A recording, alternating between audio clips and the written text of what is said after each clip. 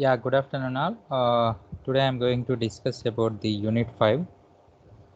Yesterday I finished all those topics which are there in the Unit 4, and we saw the basic physical and the logical organization of the 8086 microprocessor, especially the architecture of the 8086 microprocessor, and which is having the various units, and I have discussed all those functional blocks. And the one more thing is a pin diagram of 8086 microprocessor, and along with that we saw the flag register of 8086 also, and the last one is the addressing modes of the 8086 microprocessor. And this unit also in continuation to 8086 microprocessor. In this unit that I am going to explain instructions formats of 8086 microprocessor. And if you know the instruction formats, instruction set of 8086, so you can write assembly level language programs, so which are intended to 8086 programs. And next one is programming examples related to the sorting techniques. Under that we can see the two types of programs. First one is ascending and sorting the numbers in ascending order, and sorting the numbers in descending order. And the next one will be an evaluation of the arithmetic expressions, and that will be the last concept of this unit, and how to write the expressions and what are the different types of expressions are there. And one example will be given for the expression evaluation. So with a numerical example, so we can understand the concepts easily. Okay, so before going to start the unit, so first of all we need to know some basic points which are related to the instruction set of a particular processor. So instruction set 8086.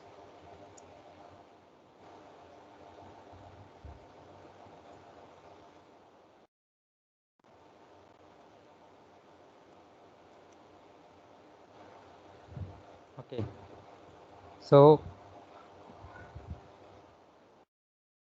we saw this one. An instruction basically consists of the two things: opcode and operand. One is used for representing the operation, the type of operations which we are performing, and next one from where we are going to access the data. When I am explaining the addressing modes in the yesterday's class, we saw this one, from where we are going to get the data. Either we are getting the data from two places you can access the data. One is register and one is the memory location. So we'll have two things. You can access the data from the either register or either the memory location. So these are the two places from where we can access the data. The operands specify whether we are using the register or the memory location. So the memory location is again depending on the two things. We know that one is either direct or indirect. So sometimes we'll make use of the direct also, and indirect means we'll store it in some register and we'll specify that indirectly we are going to access the data. So this one is used for representing the type of operation, what type of operation we are performing, and this one is used for indicating from where we are going to access the data. So when we are having this type of the format instruction, we know always the instruction is used for accessing the either opcode or the operand. But what is the need of studying 8086 instruction set? So the basic need of studying 8086 instruction set is each and every processor will have its own instruction set. So one type of instructions which we are going are related to one processor cannot be used in another processor. So it is very important to understand each and every processor will have its own instruction set. So one instructions are compatible with one type of processor cannot be compatible with other type of the processor. So that's the reason it is essential to read about the instruction set of each and every processor. So in the similar way 8086 microprocessor also will have its own instruction types. Own instruction types. So if we are placing all these instruction types at one place, then that place we are calling it as an instruction set. So that place we are calling it as an instruction set. So in the similar way, 8085 microprocessor also will have an instruction types that we are calling it as an 8085 instruction set.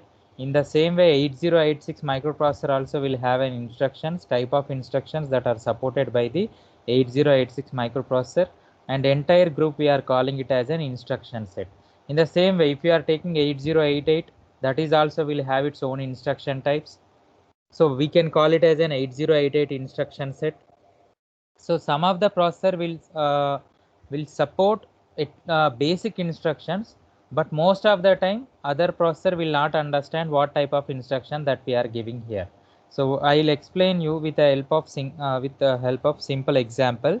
Suppose if you take move AX comma BX in 8085,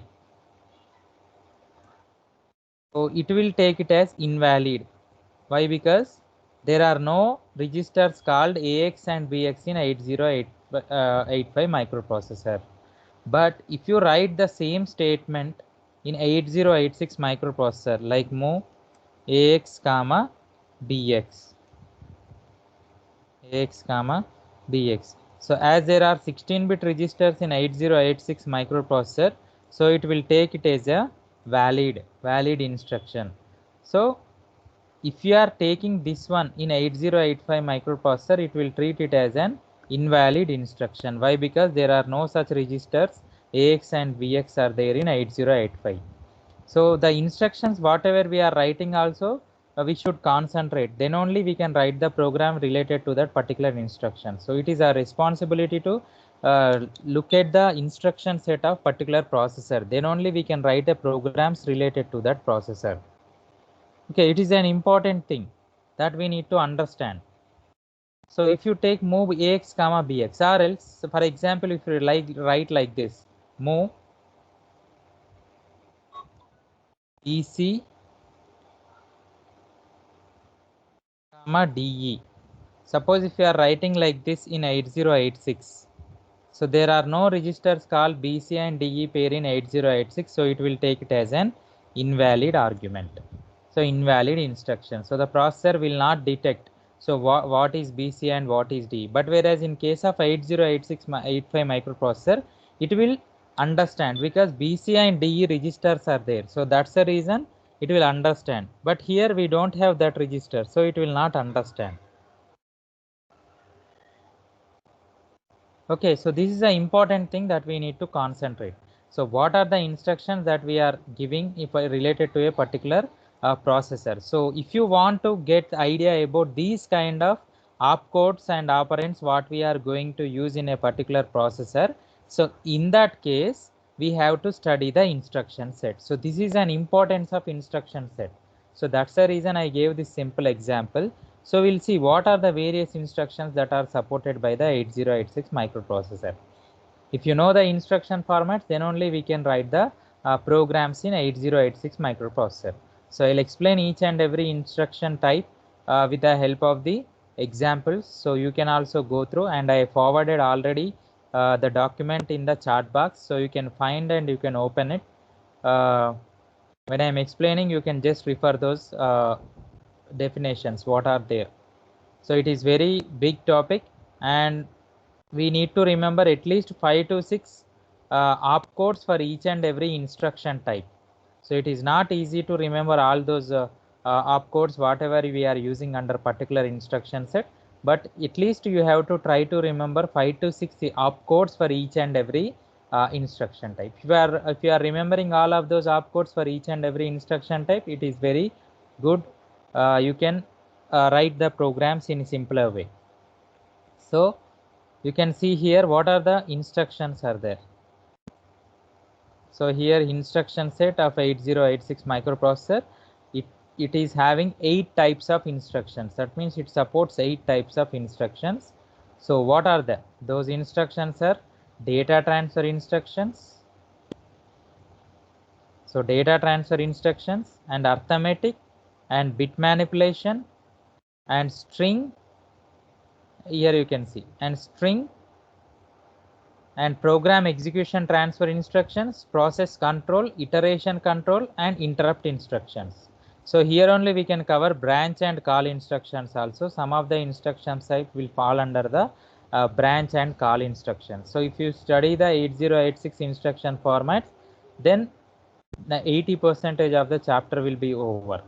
So 8086 instruction formats, and one of the most important question that you can expect from the 5th unit in the long and short answers are instruction set and in various instruction formats. Sometimes individual questions also will be asked, like explain the data transfer instructions or explain the arithmetic instructions. These all are 5 marks question. Individual instruction set types are the 5 marks questions. Sometimes he'll ask us to explain the bit manipulation instructions with an example and what are the string instructions and explain with an opcode. So like that, each and every instruction type will be asked in the 5 marks question here. So we need to focus more on the instruction type. So first I will go with the data transfer instruction. As the name itself indicating, data transfer. If you want to move the data from one location to another location, in that case we will use these types of the instructions. So the data transfer instructions. There are many opcodes under this instructions to transfer the data. So most widely used and most frequently used instruction type under the data transfer is move. So here we can use move. So it is used for moving the data. From where you can move the data? The data moving can happen in between two registers.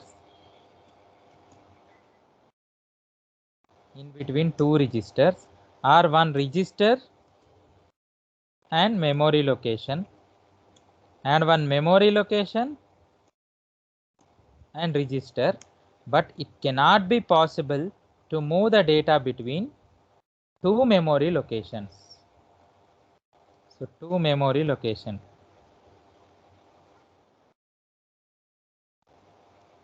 So invalid. This is an invalid operation. So you cannot move the data in between two memory locations. Okay. So these are possible ways. So how many ways you can transfer the data is? So in these 3 ways you can transfer the data. The data transfer takes place in between two registers and one register and one memory, or one memory and one register. So with this you can move the data, but you cannot move the data in between two memory locations. So it is important in all types of the processors. Whatever the processor you are writing the code, for all the processors you have to follow this only. So this is a possible cases, and this one is invalid case. You cannot move the data.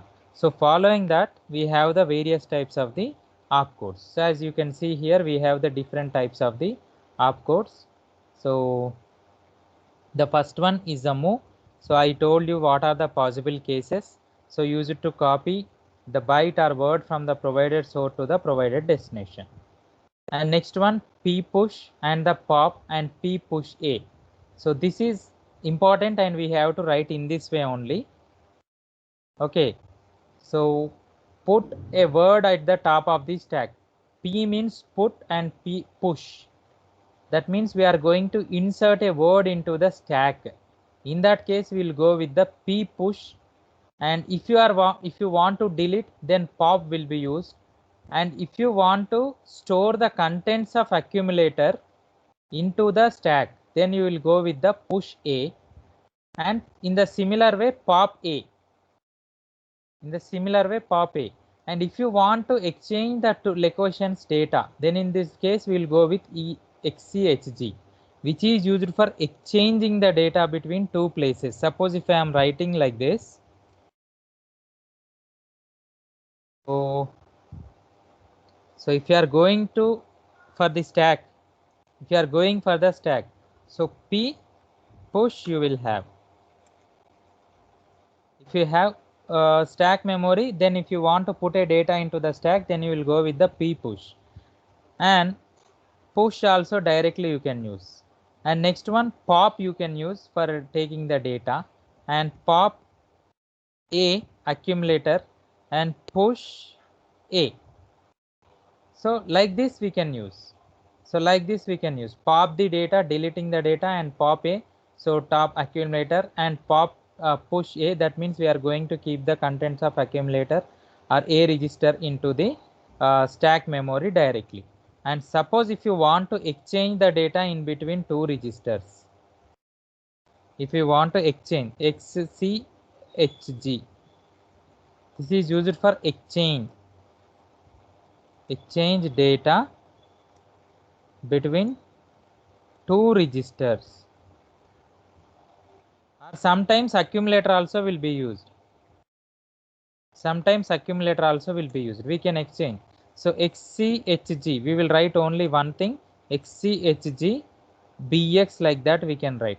Suppose accumulator data and BX data will be exchanged. So the internal meaning of this one is AX is equals to BX. That means the data of AX, exchanging the data of what is there in accumulator, that will be stored in the BX. Or else suppose if you want to exchange the data internally, it will do like this, XCHG AX comma BX. That means AX data and BX data will be interchanged. Suppose if AX is equals to 1, 2, 3, 4 and BX is equals to 4, 5, 6, 7. So if you execute this instruction, then AX is equals to 4, 5, 6, 7 comma BX is equals to 1, 2, 3, 4. So this will be an output for the program if you execute this one. This is a simple example. So when you are exchanging the data, and most of the time we will not deal with XCLT. Why? Because it is an AL using a table in the memory, so not required this XLAT. So these are the instructions to transfer this word, to transfer a word of the data. Data transfer instructions: move and p push and the pop, push a and pop a, and exchange and XCLT.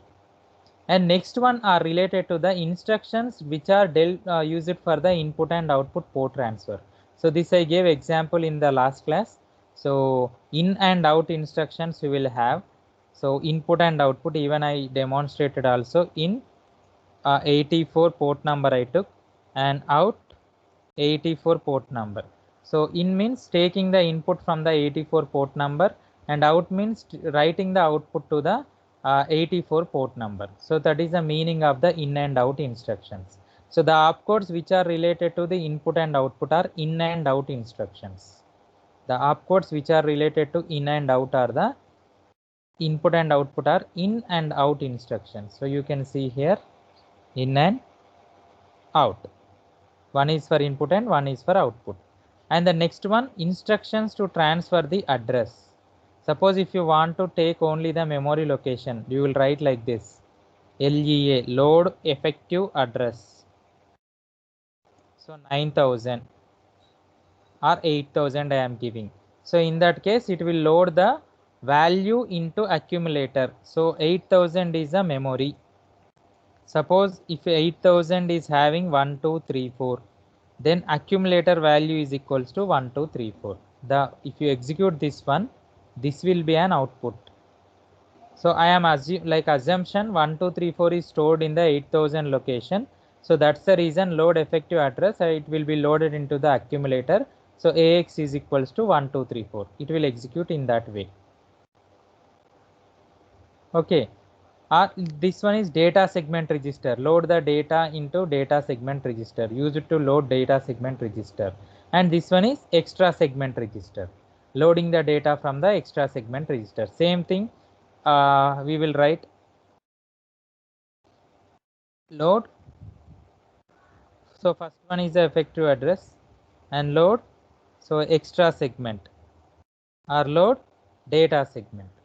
So this one, in this way you will write. So load extra segment and the data segment, and particular value will be loaded into the data segment register and the extra segment register. And the next one, instruction for instructions to transfer flag register, flag values only. If you want to transfer any data which is related to the flag register, like we saw, total 9 flags are there in the flag register. Total 9 flags are there in the flag register. So under that 9 flags, control flags and the status flags are there. We know this. So flag register. flag total 9 are there. So 9 flags. Actually, it is a 16-bit register, flag register. It is a 16-bit register, and in that we are using only 9 flags are used, and remaining 7 flags are unused. Remaining 7 flags are unused. Okay, so in this 9 flags, some flags we can take into the consideration. So when we are executing, what is the need of taking these flags into consideration? The simple reason is, suppose if you want to perform, like if you take the example of C programming or C++ or the Python, there we will have the concept called control structures. So the control structures are like if, for, while, do while, and if else, switch, like that you will have the control structures concept. So what is the use of these control structures is, if you want to execute the same instruction multiple number of times, so you can make use of these control structures.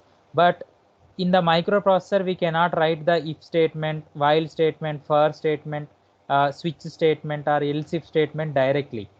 So there is an alternate way of doing this kind of the control statements in microprocessor, any assembly level programming language. So we will have the instructions called jump. So jump or go to or break. So like this you will have. So this kind of instructions, if you want to execute, definitely we need to take depend on one condition. So those are condition based. So how to check the condition? Simply flag register will decide this. Suppose after performing then, after executing the program, if the flag 0 is generated, after executing, if the flag is generated, simply we will write like this: jump if 0. So jump if 0. How to write this in opcode? Jump if 0 will be written like this: JZ. So the 0 information will be available in the flag register. So this 0 information will be available in the flag register. So that's the reason we need to take the support from flag register also. Suppose if you are having like this carry, flag register will also have the carry. So if carry is generated, then jump if carry. Jump if carry. How to represent this? This one JC. If carry is not there, then you can write like this: JNC, jump if no carry. If 0 is not there, you can write like this: JNZ, jump if no 0. So in this way we will write the instructions. So that's the reason we are taking help from the flag register of 8086. So here, so you can see LAHF and SAHF. Suppose used to load AH with the low byte of the flag register. Suppose if you want to consider, so those are the some of the flags which I have taken as examples, and in detail I can explain about them in the call and the jump instructions. So here for this you can understand the simple concept: loading off of the flag register and storing off of the flag register. LAHF means load AH. That means load AH, lower byte of the flag register, and store AH. That means storing AH register to the lower byte of the flag register. And push F, that means pushing the flag register contents into the stack, and popping the flag register contents out of the stack. So when you will use this kind of scenario, so you will use this is somewhat a tricky topic. So when you are executing subroutines,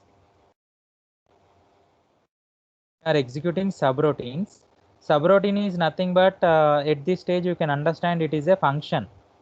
In simple terms, you can understand function. So when you are executing the function in any program, so the simple thing is, function will return a value to the main function, or function will return a call to the main function after executing it. Hope everyone knows this. So when it is returning, whenever it is going to handle the sub function, it should save the previous values till where it is executed. till that state it has to save the values. So try to understand the concept when we are executing the program. For example, if you are executing a program, you have program here. Suppose if you are executing the program and you have executed like 5 lines, and suddenly you have the subroutine,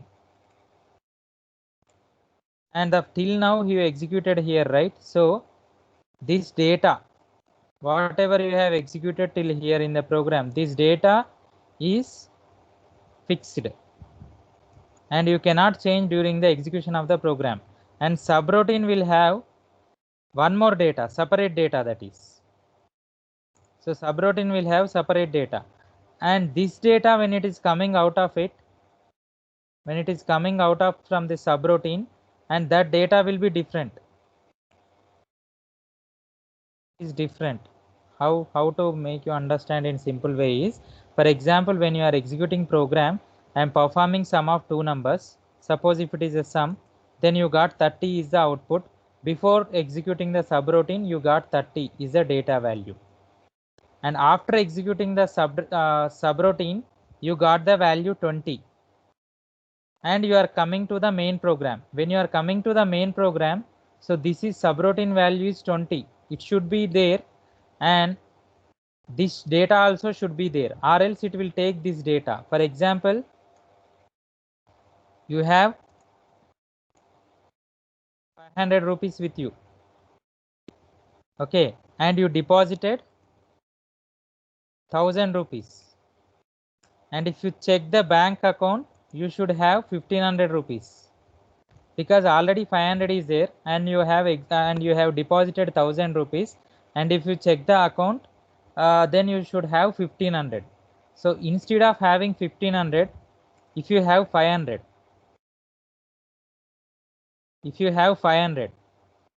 then what was the issue? If you have the 500,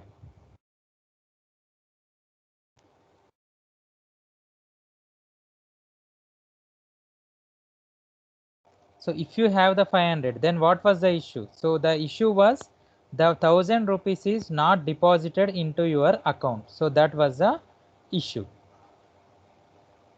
Okay, the 1000 rupees were not deposited into your account, so that was the issue.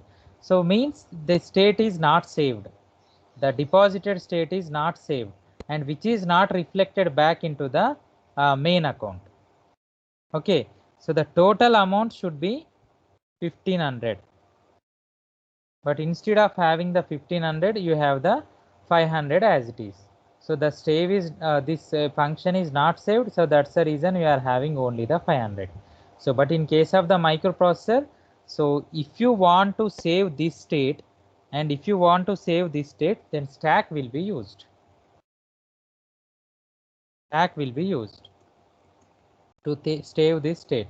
So then only 500 will be same and 1000 will be there, and if you check the balance, 1500 will be there. If there is no stack, then you will have only 500 rupees. Whatever you are taking, that will be only the main thing. So did you understand? Just raise your hands. Did you understand the concept?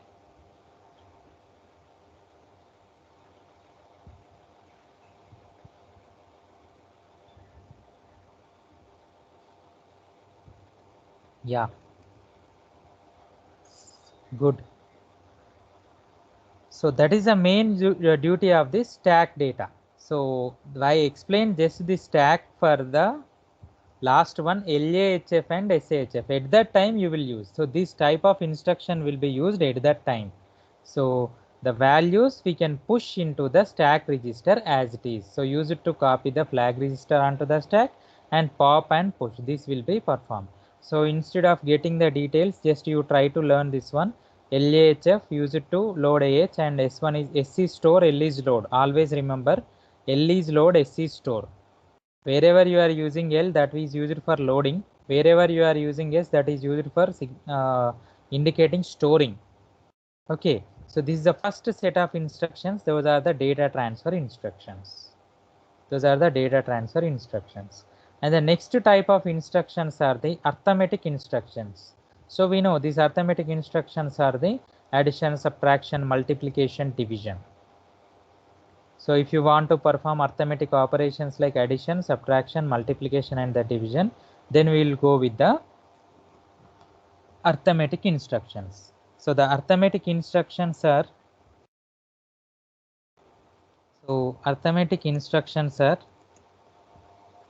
add, sub, mul and div. Are the main instructions which we will use most frequently when we are writing the programs in 8086 microprocessor. So arithmetic instructions is the type 2, and you can see here instructions to perform addition. ADD means add, to add the two numbers or two registers or to either register or the memory location, add. Then ADC means add with carry. So sometimes we need to consider even carry also. So in that case it will add along with the carry, that is ADC, with carry, addition with carry. Okay, the 8th bit to 9th bit we will generate one extra bit, so that bit we are calling it as an carry. So 8th to 9th bit will be an addition with carry. Okay, and what is this addition with carry? So it is simple 1001 if you are taking, and one more also 1001 if you are taking. Obviously if you add this 1 a carry will be generated. Okay, so if you take the sum of these two, so 0, you will have like this 1 0 0 0, this one you will get. So this 5th bit is generated extra, so the 5th bit is generated extra. So when we are performing addition with carry, so what it will do, simply it will do like this 0 0 1 0, and we are adding 1 to it, so it will become 0 0 1 1, add with carry. So add with carry, it will add 0 0 1 1. Simply 1 0 0 1, if you perform addition, 1 1 is the 0 1. So I generated carry here. So extra bit is generated, that is the carry. When you are taking addition with carry, the extra 1 is generated will be added here. So I added directly here. So that is 0 0 1 1 it will become. So that is addition with carry. And in similar way, incremented by 1. If you are giving 4, the value will be incremented by 5. And we will not use this kind of the ASCII adjust after addition and decimal adjust after addition, but we have to remember this also. ASCII adjust after addition and decimal adjust after addition. So this is with respect to the ASCII numbers addition. So American Standard Code for Information Interchange, ASCII values we will take. So in that case we'll use, but most of the time we are not using this AAA and DAA in the addition. So we need to remember this pakka, add with carry and increment. And in the similar way, subtraction, if you want to perform subtraction, then subtraction and subtraction with borrow. So always carry will be called as a borrow in the case of microprocessor. If it is carry or if it is borrow, both are the same. And if you are having subtraction, then you will have decrement. Addition will have the increment and subtraction will have the decrement. So this is the decrement. And CMP, compare also you will use. These are the most widely used opcodes when we are dealing with the subtraction. Subtraction and subtraction with borrow, decrement and the comparison of two numbers. So which is less than and which is greater than, in that case we'll go with the comparison. And in the similar way, ASCII adjust after subtraction and decimal adjust after subtraction. Similar way, AAA and DAA you have, then ASCII adjust after subtraction and decimal adjust after subtraction you will have for the arithmetic. Okay, and the next one will be the multiplication. So multiplication. So if you are talking about the addition under arithmetic instruction, suppose addition, the things that you have to remember is add and add with carry and increment, and ASCII adjust after addition and decimal adjust after addition. So these are the main opcodes which we have to remember. Suppose if you are going for the subtraction, then subtraction and subtraction with borrow and decrement, and ASCII adjust after subtraction and decimal adjust after subtraction. So these are the main which we will see in the case of the subtraction instruction. And next, if you are going for the multiplication, we are going with the multiplication. 2 you have to remember multiplication and I multiplication, that means immediate multiplication. And next one, same way. So decimal adjust after subtraction, ASCII adjust after multiplication. So ASCII adjust after multiplication. You will not have decimal adjust after multiplication. This is not there. ASCII adjust after multiplication only you will have. So then division. What we will have for the division? Same division and I division, immediate division, that is. And next one, ASCII adjust after division. ASCII adjust after division. So these are the main instructions which we have to remember for the division when we are performing.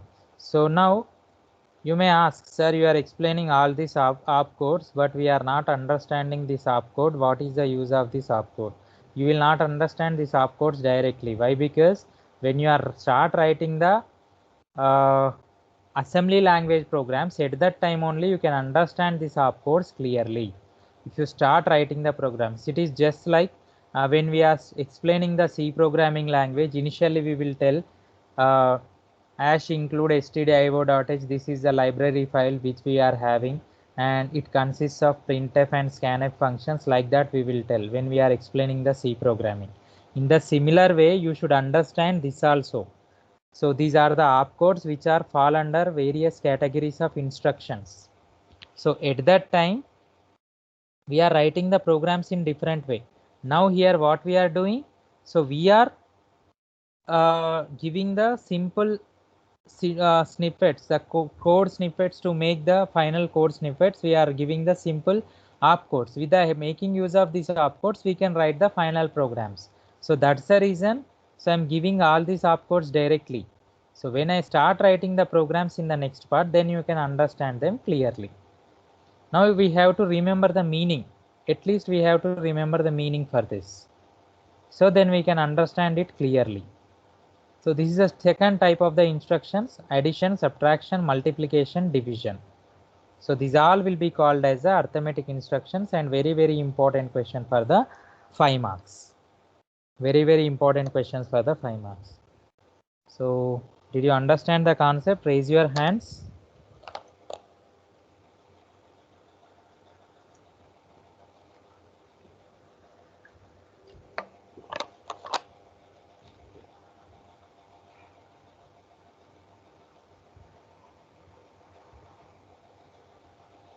Okay. And the last one, so I'll wind it up. The bit manipulation instructions. So is the next category. So the third category, bit manipulations. So bit means single, byte means group of bits. So as it is telling bit, that means one bit only we can modify at a time. So bits operations will be involved in this kind of the instructions. Especially these are used in the case of the logical operations and the shift operations. Logical operations and the shift operations. So instructions to perform the logical operations. So logical, we know logical operators are and or not exclusive or will be called as a logical operation. Suppose if you are taking example as a third category, bit manipulation. So bit manipulation, under that you will have logical. Under that you have logical. So logical, what are the logical? And next one, or and next one not, and next one exclusive OR. You know, when two conditions are true, that means when two conditions are 1 and 1, then only in that case we will call it as a 1. If either any one is 1, in that case we will go with the OR operation. So that is 1 and 0, the value is 1, or 0 and 1, 0 or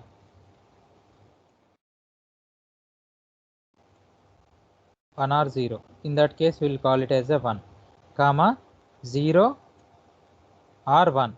In that case we will call it as a 1. Okay, and not operation, that means if it is a not 1,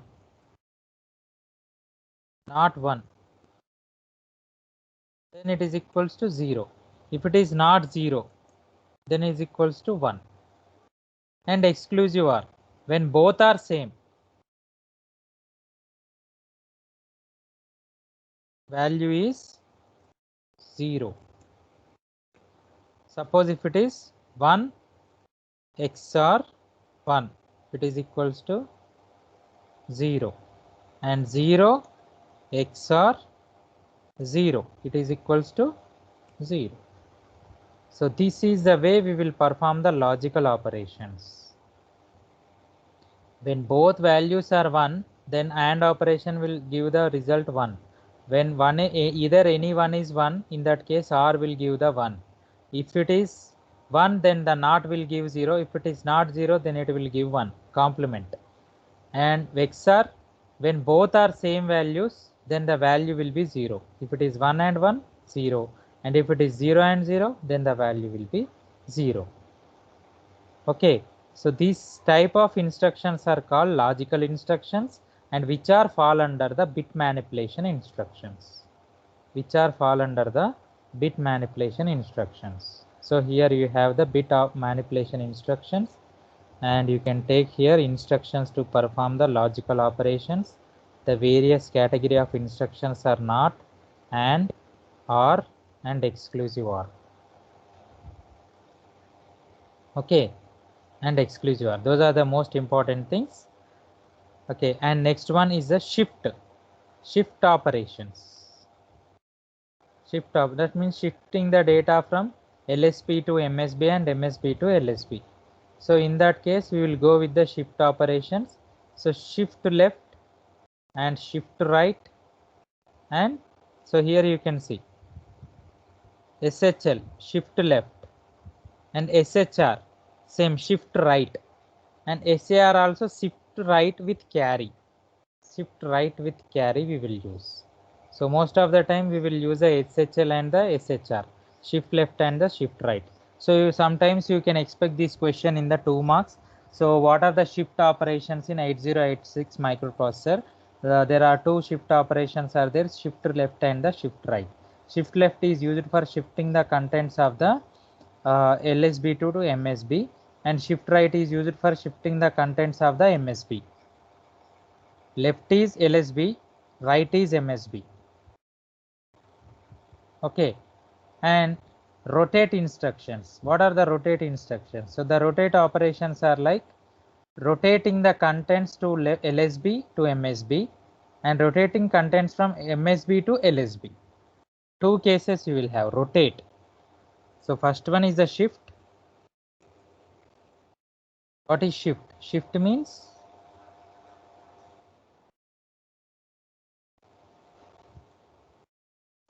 shifting the contents from LSB to MSB.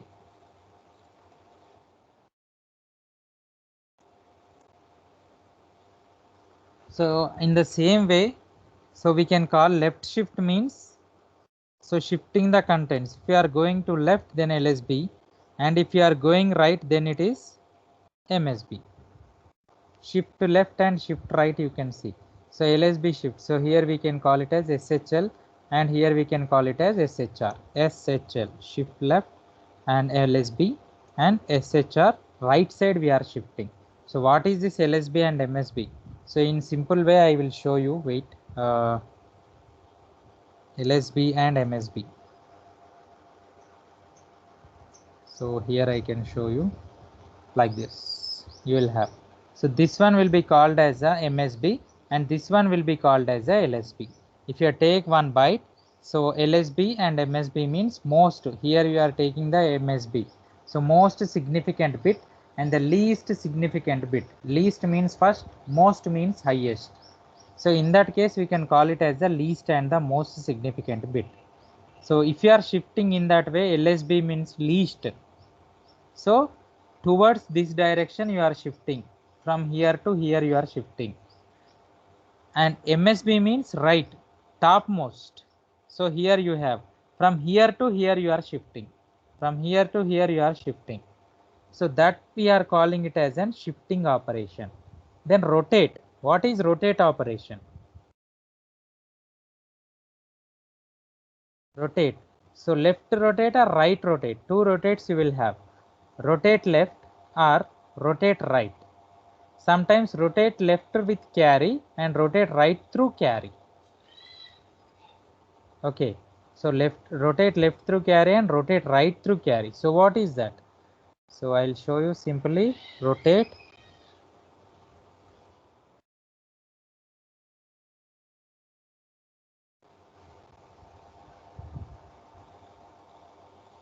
Yeah. You can see here 4 we have.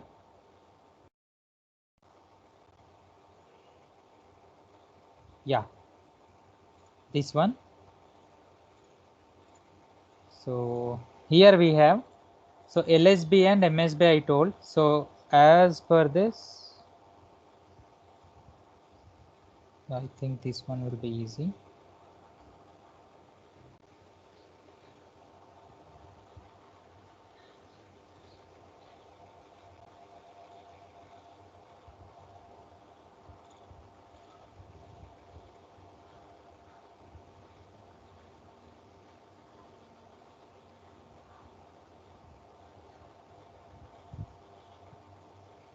Yeah.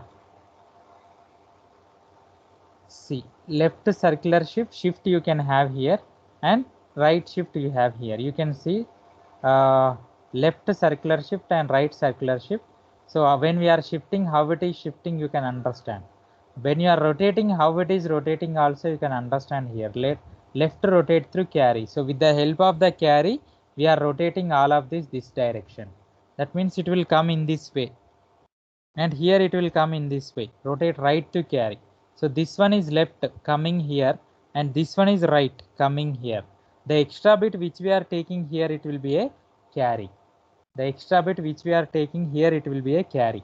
These are 8 and this one will be the 9th bit. Through carry we are rotating, but shifting you can see here. Shifting you can see here. Directly we are coming here and there is no carry bit and there is no carry bit. You can notice one extra bit is here and there is no carry bit. Normal bits are there, 8 bits only there. This is the difference between through carry and without carry. So this is a basic example and even I will give the in detail example also in the coming classes. So but at this point of time you have to remember shift operations are 2, left shift and the right shift, and rotate operations are 4. So this will be an important short answer question. Rotate left and rotate right and rotate left to carry and rotate right through carry, ROC and RLC.